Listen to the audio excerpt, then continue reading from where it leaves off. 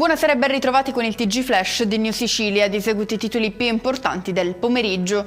Restituire una casa agli sfollati di Niscemi e permettere ai territori colpiti dal ciclone Harry di risollevarsi. Questi i principali temi affrontati nella riunione a Palermo della cabina di regia istituita dal presidente della regione Renato Schifani. Pubblicato il bando per i ristori alle imprese colpite che potranno presentare dal 17 febbraio la richiesta del contributo straordinario.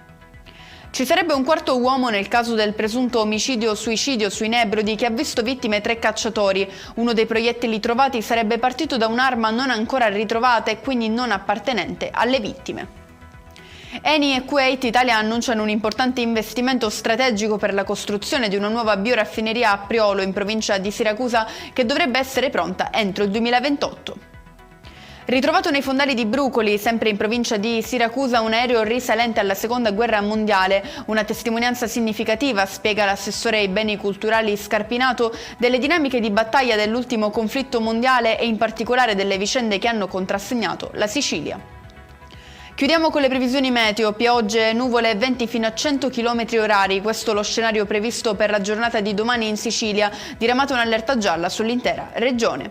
E con questo è tutto, prossimo appuntamento domani alle 13:30, grazie per averci seguito, buon proseguimento di serata.